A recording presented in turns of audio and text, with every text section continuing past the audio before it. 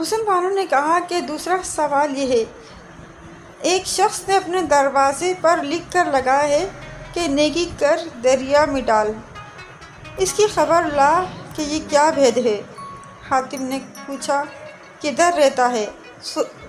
حسن بانو نے کہا، میں نے اپنی دائی سے سنا ہے کہ وہ شمال کی طرف رہتا ہے۔ اتنا سن کر حاتم چل نکلا۔ ایک مدت کے بعد ایک ہیبت ناک جنگل میں پہنچا۔ ابھی وہ ایک درخت کے نیچے بیٹھا ہی تھا کہ ایک دردناک آواز آئی۔ حاتم کا دل لرز گیا۔ دیکھا ایک خوبصورت نوجوان زمین پر بیٹھا رو رہا ہے۔ حاتم نے کہا، اے نوجوان، تجھ پر کیا مصیبت نازل ہوئی جو اتنا پریشان ہے؟ اس نوجوان نے کہا، اے مسافر، میں سوداگر ہوں۔ یہاں سے 12 کوس پر ایک شہر ہے، وہاں حارث نام کا ایک مالدار سوداگر ہے، اس کی بیٹی بہت خوبصورت ہے۔ ایک دن اتفاق سے میں اس کی حویلی کے نیچے بیٹھا تھا کہ ناگہاں میری نظر اس پر پڑ گئی اور میرے اوزان خطا ہو گئے۔ معلوم ہوا کہ وہ حارث سوداگر کی بیٹی ہے۔ اس نے یہ طے کر رکھا ہے کہ جو شخص میرے 3 سوال پورے کرے گا اسی کے ساتھ شادی کروں گی۔ مجھے اندر بلوایا گیا۔ پھر اس مجذوبی نے اندر کہلوایا کہ اگر تو اپنے عہد و پیمان پر قائم رہے تو اپنے سوالوں سے تجھے آگاہ کروں۔ میں نے دل و جان سے وعدہ کر لیا۔ تو اس نے کہا کہ پہلا سوال یہ ہے کہ اس شہر کے قریب ایک غار ہے، معلوم نہیں اس کی انتہا کہاں تک ہے۔ دوسرا سوال یہ ہے کہ جمعے کی رات کو جنگل سے ایک آواز آتی ہے، میں نے وہ کام نہ کیا جو آج کی شب میرے کام آتا۔ تیسرا سوال یہ ہے کہ وہ مہرہ جو سانپ کی پیٹھ پر ہے اس کو لے آ۔ یہ سن کر میں گھبرا گیا اور وہاں سے نکلنا چاہا، مگر اس نے میرا تمام مال و اسباب لوٹ لیا اور مجھے اس شہر سے نکلوا دیا۔ میں مجبوراً اس جنگل میں آ پڑا۔ حاتم نے کہا، تو اطمینان رکھ، مجھے اس شہر میں لے چل۔ چنانچہ حاتم اس نوجوان کو لے کر شہر میں آیا تو سوداگر کو سرائے میں بٹھا کر خود حارث کی بیٹی کے دروازے پر گیا اور کہنے لگا کہ میں بیاہ کرنے آیا ہوں۔ اس نے پردہ ڈال کر اسے بلوا لیا۔ حاتم کے عہد پیمان کے بعد حاتم نے کہا، اگر تو اس پر راضی ہے کہ جس روز میں کام کر سکوں اس روز سے میں تیرا مختار ہوں، جس کو چاہوں دے ڈالوں۔ اس نے کہا، بہتر ہے۔ حاتم نے کہا، اپنے والد کو بھی بلوا لو۔ چنانچہ حارث بھی آ گیا اور وہ اس پر راضی ہو گیا۔ پھر حاتم نے سوال پوچھے۔ یہ سن کر حاتم چل پڑا۔ کچھ لوگ بھی ساتھ چلے اور غار دکھلا کر چلے گئے۔ حاتم اس غار میں کود پڑا اور ایک دن اور ایک رات چلتا چلا گیا۔ پھر روشنی دکھائی دی۔ حاتم سمجھا کہ غار ختم ہو گئی، لہٰذا اب لوٹنا چاہیے، مگر مزید تحقیق کے لیے اور آگے بڑھا۔ کچھ دور جا کر ایک میدان دکھائی دیا اور ایک تالاب بھی ملا۔ حاتم کے پاس کچھ بادام تھے، لہٰذا 2-3 بادام کھا لیتا اور رات دن چلتا چلا گیا۔ آخر ایک نہایت اونچی دیوار دکھائی دی۔ یہ آگے بڑھا تو ایک دروازہ نظر آیا۔ یہ اندر گھس گیا۔ وہاں ایک بستی نظر آئی۔ جب اور آگے بڑھا تو ہزاروں دیو اسے کھا جانے کے لیے دوڑ پڑے، مگر ایک دیو بولا کہ یارو، اس کو کھاؤ گے تو بادشاہ تم سب کو مروا دے گا، بہتر یہی کہ اسے چھوڑ دو۔ یہ سن کر دیو ڈر گئے اور حاتم کو چھوڑ کر چلے گئے۔ حاتم آگے بڑھا تو اسے ایک گاؤں ملا۔ تھوڑی دور گیا تھا کہ بہت سے دیووں نے اسے آ کر گھیر لیا اور کہا کہ اسے بادشاہ کے پاس لے چلو، اس کی بیٹی بیمار ہے، شاید اس کے ہاتھ سے اچھی ہو جائے۔ انہوں نے کہا کہ ہم تو سینکڑوں آدمیوں کو لے گئے اور ہر بار شرمندہ ہوئے، خیر اب تو یہ بادشاہ کے ملک میں آ ہی گیا ہے، کوئی نہ کوئی اسے بادشاہ تک پہنچا ہی دے گا۔ یہ کہہ کر دیو چلے گئے۔ حاتم اور آگے بڑھا اور ایک اور گاؤں ملا۔ وہاں کے دیو اسے پکڑ کر اپنے سردار کے پاس لے گئے۔ سردار کی بیوی کی آنکھیں دکھتی تھی، لہٰذا وہ غم سے جھکا بیٹھا تھا۔ حاتم کو دیکھتے ہی وہ ناراض ہو کر بولا، اسے کیوں لے آئے ہو؟ دور ہو میرے سامنے سے۔ حاتم نے پوچھا، اے دیو تجھے کیا غم ہے؟ اس نے کہا، بھائی میری بیوی کی آنکھیں دکھتی ہیں۔ حاتم نے کہا، اے دیو میں تیری بیوی کی آنکھیں اچھی کر دوں گا، مگر شرط ہے وہ یہ کہ جب تیری بیوی اچھی ہو جائے تو مجھے اپنے بادشاہ کے پاس لے چل اور میری تعریف کر تاکہ میں اس کو دوا دوں اور اچھا کروں۔ اس دیو نے حضرت سلیمان علیہ السلام کی قسم کھا کر وعدہ کر لیا اور حاتم کو اپنے گھر لے جا کر اپنی بیوی کے پاس بٹھا دیا۔ حاتم نے اپنی بیوی کا دیا ہوا پگڑی سے مہرہ نکالا اور اسے رگڑ کر دیو کی بیوی کی آنکھوں پر لگایا۔ اس نے وہیں شفا پائی، درد جاتا رہا۔ حاتم نے 2-3 بار اسی طرح پانی لگایا، آنکھیں صاف ہو گئیں اور دیو کا سردار بہت خوش ہوا اور حاتم کو لے کر اپنے بادشاہ کے پاس پہنچا اور حاتم کی خوب تعریفیں کی۔ دیو کے بادشاہ کا نام فروکاش تھا۔ اس نے کہا، اے مسافر، میرے پیٹ میں درد رہتا ہے، کوئی میرا علاج نہ کر سکا، اگر تیرے ہاتھ سے شفا پاؤں تو ہمیشہ تیرا احسان مند رہوں۔ حاتم نے کہا، اس وقت تم کھانا کھاتے ہو، اس وقت تمہارے پاس کتنے لوگ ہوتے ہیں؟ کہا، سبھی ہوتے ہیں۔ حاتم نے کہا، آج میں بھی حاضر رہوں گا۔ خوان بچھایا گیا اور طرح طرح کے کھانے چنے گئے۔ بادشاہ ہاتھ بڑھانا چاہتا تھا کہ حاتم نے کہا، اے بادشاہ ٹھہر جا۔ وہ رک گیا۔ تب حاتم نے ایک کاپ سے سرپوش اٹھایا اور سب کو دکھلا کر پھر ڈھانک دیا۔ ذرا دیر بعد کہا کہ اب اس کو کھول کر دیکھ۔ اب جو کھولا تو تمام کاپ کیڑوں سے بھری ہوئی تھی۔ بادشاہ حیران رہ گیا۔ حاتم نے کہا، یہ سب ان دیووں کی نظر کا سبب ہے، آپ کو چاہیے کہ اکیلا کھانا نوش کریں۔ چنانچہ بادشاہ نے اسی طریقے سے جو کھانا کھایا تو آرام سے رہا، درد نہ ہوا۔ 2-3 روز میں بالکل اچھا ہو گیا۔ حاتم کو گلے لگا کر کہنے لگا، مانگ کیا مانگتا ہے؟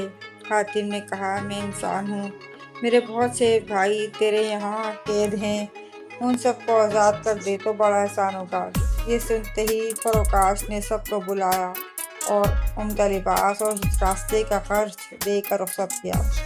پھر حاتم سے کہا، میری لڑکی ایک مدت سے بیمار ہے، کچھ کرو۔ حاتم اٹھ کھڑا ہوا۔ بادشاہ اس کو محل میں لے گیا۔ حاتم نے دیکھا لڑکی بہت دبلی ہو رہی ہے، رنگ زرد ہو گیا ہے۔ کہا، ذرا شربت پلاؤ۔ جب شربت آ گیا تو حاتم نے اس مہرے کو اس میں گھس کر اسے پلا دیا۔ کچھ دیر بعد لڑکی کو دست آنے لگے۔ دن بھر یوں ہی گزرا، بس شام کو اس نے کی اور بے ہوش ہو گئی۔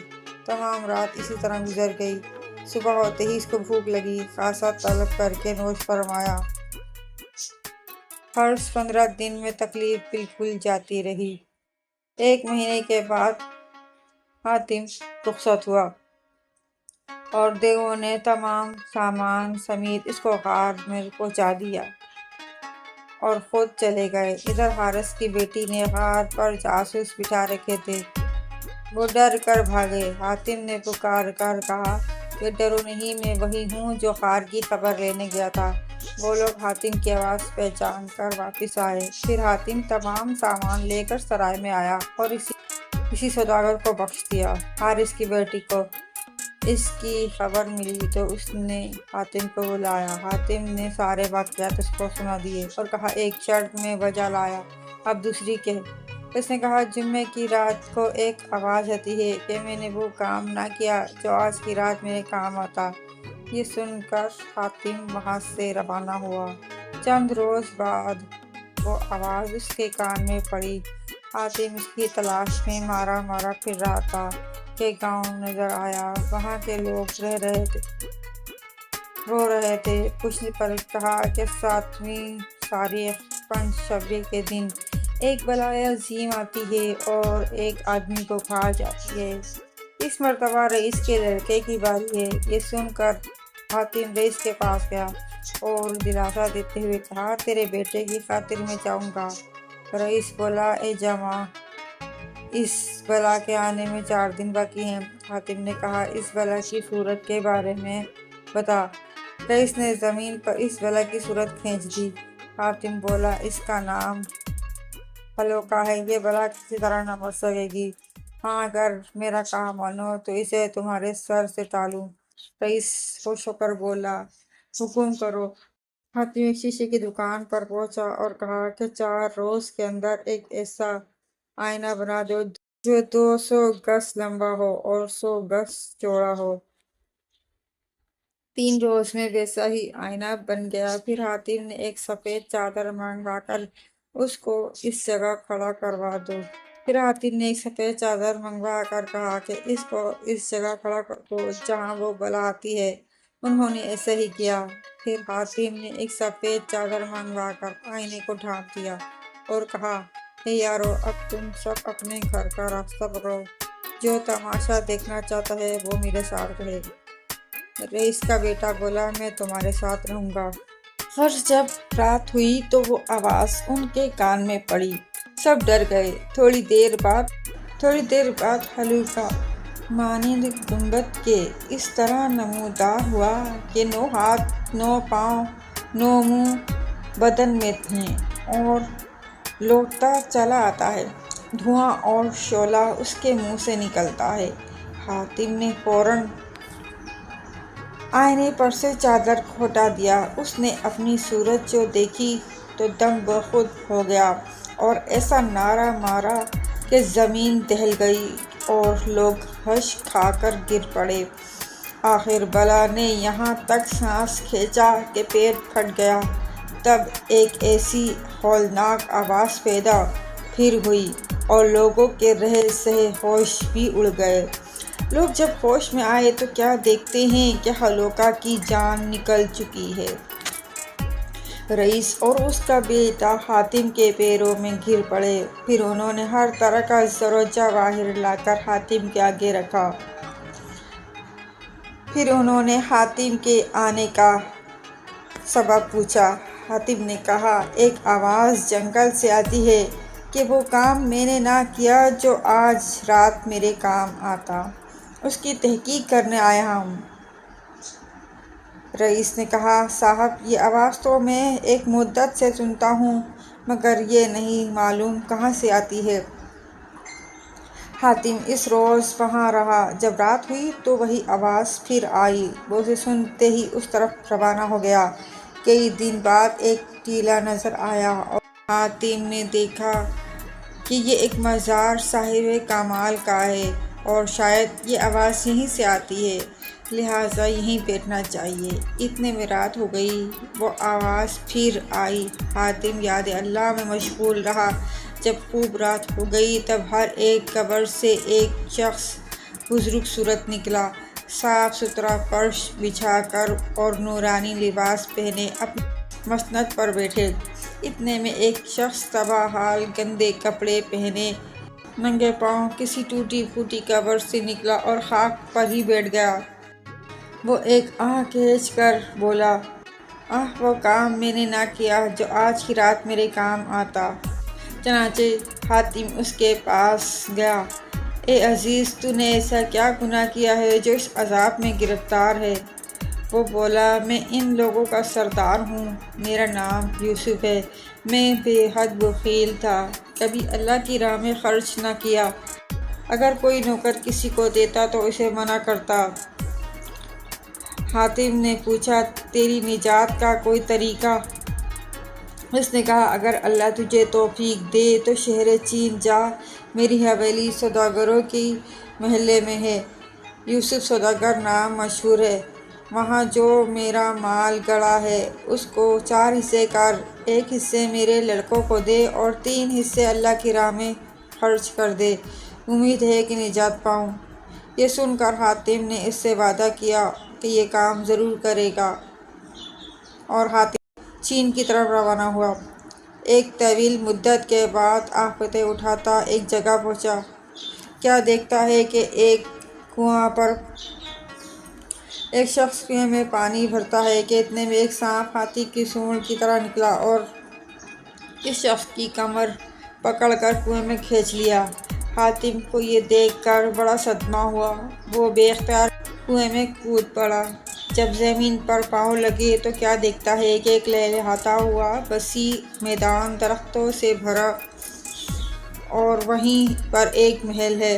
हातिम जब उस महल के पास पहुंचा तो देखा कि एक बलौर का तख्त बिछा हुआ है और एक लंबा मर्द सोता है। हातिम इसके सिरहाने इंतजार करने लगा।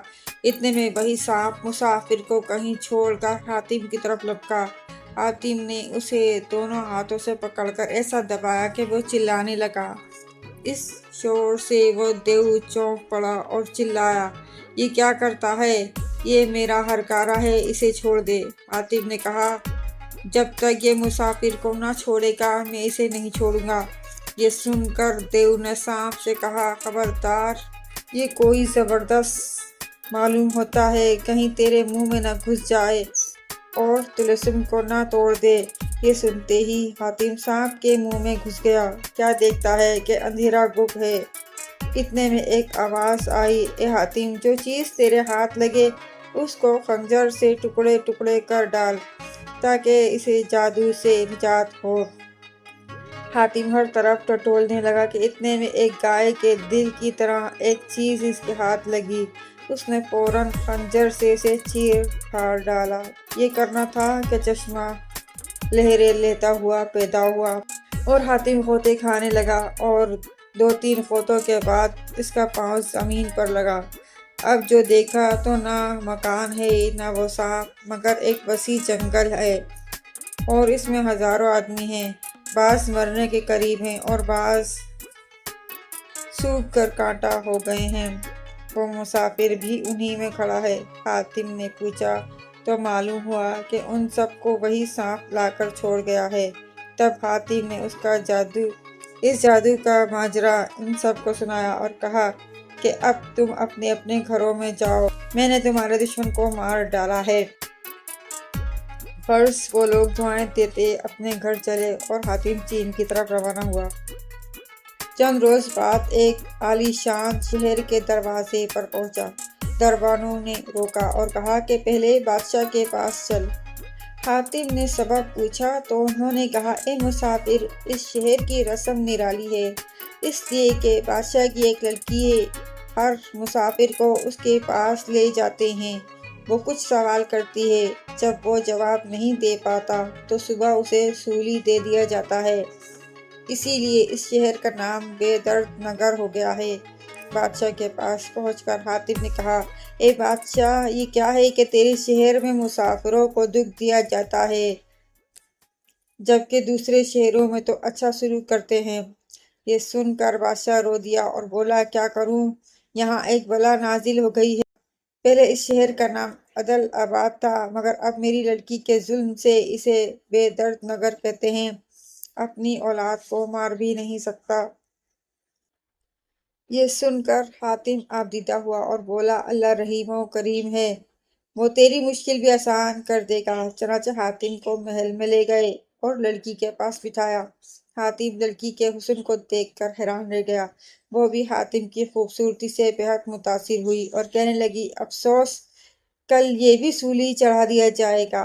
दाई ने कहा, तेरे हाथ से बहुत से मारे जा चुके हैं, लेकिन शायद इस मर्द के हाथ तेरा काम बन जाए।